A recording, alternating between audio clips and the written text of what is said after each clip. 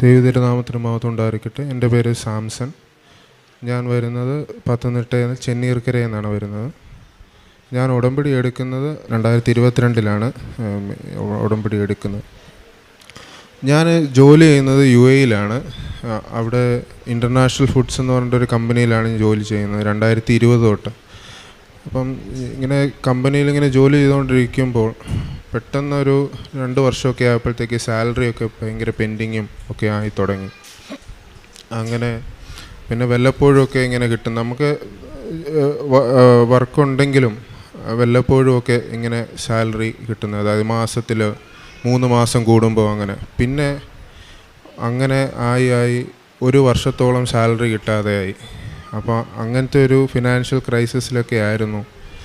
അപ്പോഴും ഞാൻ ഈ ഉടമ്പടി, ഞാൻ അവിടെ UAE-യിലാണ്, എന്നാലും ഈ ഉടമ്പടിയിൽ ഉറച്ചു നിന്നുകൊണ്ട് പ്രേക്ഷിത പ്രവർത്തനവും പിന്നെ നമ്മുടെ വ്യക്തിപരമായ പ്രാർത്ഥനയിലും എല്ലാം ഞാൻ കണ്ടിന്യൂ ചെയ്തു പോയിക്കൊണ്ടിരിക്കുകയായിരുന്നു ആ സമയത്ത്. അങ്ങനെ ദൈവകൃപയാൽ മാതാവിൻ്റെ മധ്യസ്ഥതയാൽ 2025 ജനുവരി ആയപ്പോഴത്തേക്ക് ഈ കമ്പനി അബുദാബി ഹോൾഡിംഗ് എന്ന് പറഞ്ഞിട്ടൊരു ഷെയ്ക്കിൻ്റെ ഒരു കമ്പനിയാണ്, അവരിത് ഏറ്റെടുത്തു. അങ്ങനെ എനിക്ക് മാത്രമല്ല, ആ കമ്പനിയിൽ ജോലി ചെയ്തിരുന്ന എല്ലാവർക്കും എത്രയാണോ സാലറി കിട്ടാനുള്ളത് എല്ലാം അവർ കൊടുത്തു തീർക്കുകയും ചെയ്തു. ആരൊക്കെയാണോ അവിടെ ജോലി ചെയ്ത് അവർക്കൊക്കെ കണ്ടിന്യൂസ് ആയിട്ട് ജോലി ചെയ്യാനും ഉള്ള സാഹചര്യം അവർ ഒരുക്കി തരുകയും ചെയ്തു. ആരെയും പിരിച്ചുവിട്ടുമില്ല. അതാണ് എൻ്റെ ഒന്നാമത്തെ സാക്ഷ്യം. രണ്ടാമത്തെ സാക്ഷ്യം, ഞങ്ങൾ ഒരു കുഞ്ഞിനായിട്ട് ഇങ്ങനെ ആഗ്രഹിക്കുകയായിരുന്നു. എൻ്റെ വൈഫും വന്നിട്ടുണ്ട്. എൻ്റെ മറ്റൊരു കുഞ്ഞ് ഇച്ചിരി ഇതായിട്ടായതുകൊണ്ട് പുറത്ത് നിൽക്കുകയാണ്. ഓക്കെ, അപ്പോൾ അവർക്ക് ഒരു കുഞ്ഞിന് വേണ്ടി ഞങ്ങൾ പ്രാർത്ഥിച്ചു. പക്ഷേ പ്രഗ്നൻസിയിൽ അവർക്ക് ഇച്ചിരി കോംപ്ലിക്കേഷൻസ് ഉണ്ട്. അതായത് സാധാരണ എല്ലാവർക്കും ഒരു 3 മാസമൊക്കെ ആകുമ്പോഴത്തേക്ക് ഛർദിലൊക്കെ കഴിയും. പക്ഷേ ഇത് കണ്ടിന്യൂസ് ത്രൂ ഔട്ട് ഛർദിലാണ്. 9 മാസവും ഛർദിലാണ്. അതും ബ്ലഡാണ് വോമിറ്റ് ചെയ്യുന്നത്.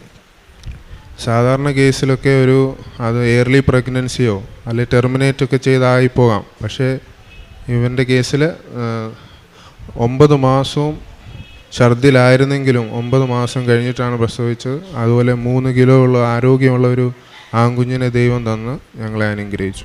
അതിനകത്ത് എൻ്റെ വൈഫ് നേഴ്സാണ്. അവളും ഉടമ്പടി തൈലം എന്നും രാവിലെ പുരട്ടിയിട്ടാണ് ആക്ച്വലി ഡ്യൂട്ടിക്ക് പോകുന്നത്. പിന്നെ അതേപോലെ എനിക്ക് ഒരു 6 മാസമായിട്ട് കണ്ടിന്യൂസ് ഒരു നടുവേദനയായിരുന്നു. ഞാൻ പല ഡോക്ടർമാരെയും കാണിച്ചു, ഞാൻ എക്സ്റേ എടുത്തു, അവർ പറഞ്ഞ മരുന്നുകളൊക്കെ ചെയ്തു, ഒന്നും മാറുന്നില്ല.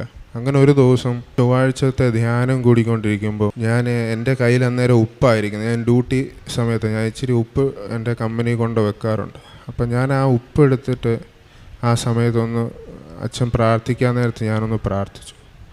അങ്ങനെ ഒരു പിറ്റേ ദിവസം തൊട്ട് ഈ വേദന കംപ്ലീറ്റ് ആയിട്ട് മാറി. ഇതായിരുന്നു എൻ്റെ ജീവിതത്തിൽ നടന്നത്. പിന്നെ അതുമാത്രമല്ല, ഇതൊക്കെ ഓരോ ചെറിയ കാര്യങ്ങളാണ്. അങ്ങനെ ദൈവം ദിവസവും ഓരോ ഇതായിട്ട് നടത്തിക്കൊണ്ട് പോകുന്നു. അതിന് ദൈവത്തെയും അമ്മ മാതാവിനെ പ്രത്യേകം നന്ദി പറയുന്നു.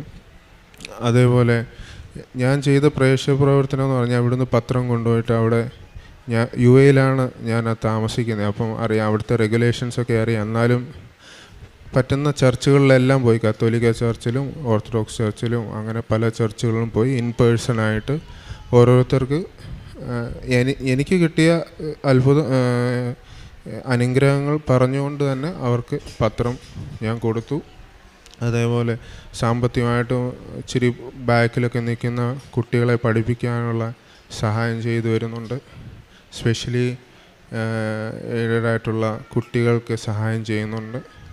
അങ്ങനെ അതുമാത്രമല്ല, ഞാൻ എല്ലാ ദിവസവും അരമണിക്കൂർ വീതം, നേരത്തെ ബൈബിൾ വായിക്കുമെങ്കിലും ഒരു ജസ്റ്റ് ഒന്ന് വായിച്ച് പോകത്തേ ഉള്ളായിരുന്നു. ഉടമ്പടി എടുത്തേ പിന്നെ എല്ലാ ദിവസവും പറ്റുന്ന ദിവസങ്ങളിൽ എല്ലാ ദിവസവും അരമണിക്കൂർ പ്രാർത്ഥിക്കുന്നുണ്ട്, അരമണിക്കൂർ ബൈബിൾ വായിക്കുന്നുണ്ട്. അങ്ങനെ ഞാനിപ്പം ഏകദേശം 2 തവണ ബൈബിൾ കംപ്ലീറ്റായിട്ട് വായിച്ചു. ഇത് 3ാമത്തെ ഇപ്പം വായിച്ചുകൊണ്ടിരിക്കുകയാണ്. അങ്ങനെ ദൈവം ഞങ്ങൾക്കും എല്ലാവർക്കും തന്ന എല്ലാ അനുഗ്രഹങ്ങൾക്കും നന്ദി പറഞ്ഞുകൊണ്ട് നിർത്തുന്നു.